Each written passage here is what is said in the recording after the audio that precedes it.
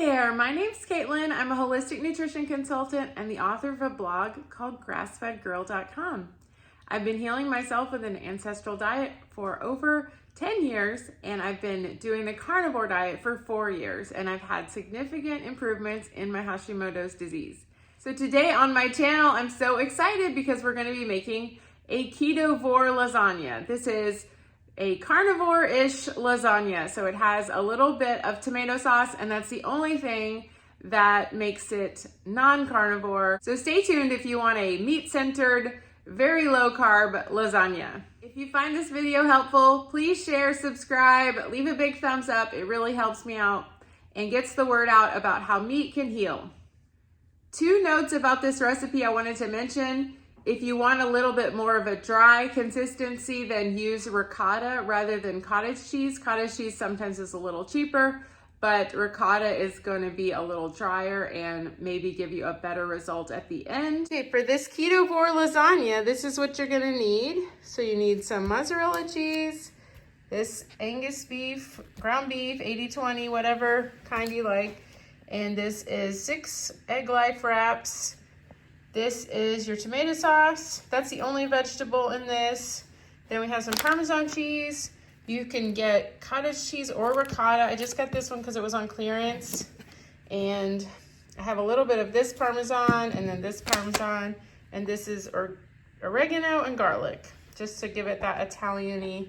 If you want to use just a tomato sauce that's already seasoned, you can do that too. And the second thing I wanted to mention is I use egg life wraps in this recipe, but you could also use turkey slices, which I've heard some people use and it worked well, but I didn't try it.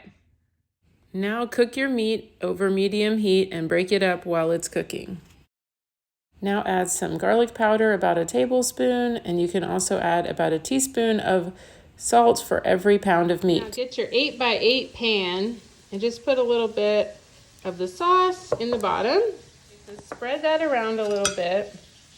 And then you're gonna take your little wrap. I would cut them in half and then just kind of go around the edges so you can get it. So there's your first layer. You're gonna slice your cheese like this, just kind of, about 1/4 inch pieces. And this is much better than this because it doesn't have added ingredients and it's more fat in this one. Around you could also get sliced cheese already sliced if you wanted to. And so just kind of put that around. These are kind of thick, so you don't have to have every inch of it because it'll melt.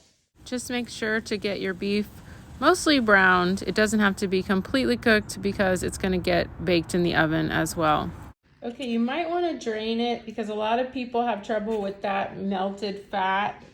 I don't, but just to let you know, some people have digestive issues, so I love that, but if you have digestive issues, you can drain it. So I put about 1/3 of it around because we're going to layer it. I ended up putting about half of it because we're going to have 2 big layers at the end. Now let's put your cottage cheese or your ricotta.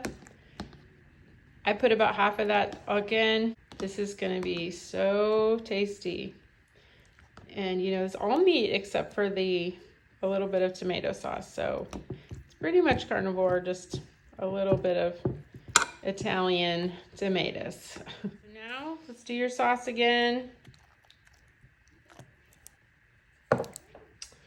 And you're going to put your egg wraps again. So you're just going to layer those around.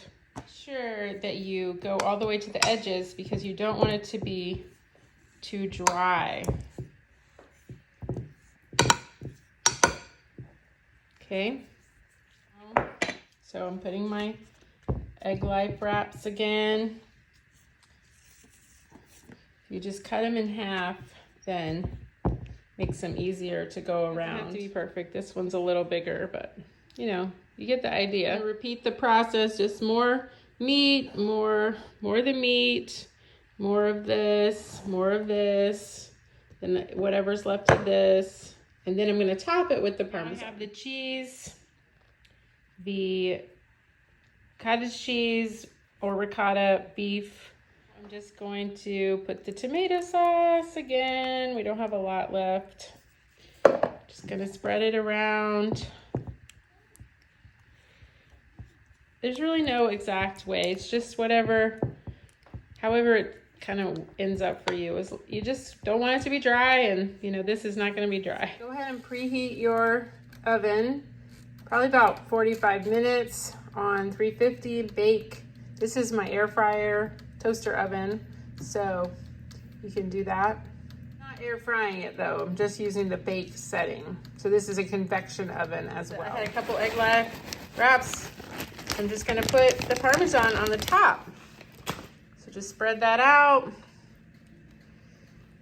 And then I'm gonna put foil over the top for the first part because I just don't want it to burn up.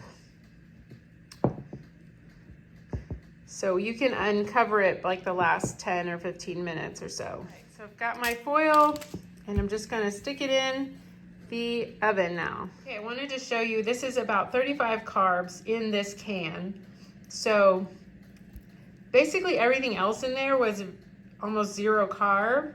So this would be mostly your carbs. So it's gonna be about 35 carbs. And then, you know, you have a little bit in the cheese, but it's a very, very low carb dish. So 35 carbs divided by, you know, 6 servings or so would be really low. Okay, so I just took off the foil and now I'm gonna cook it about 5 to 10 more minutes without the foil.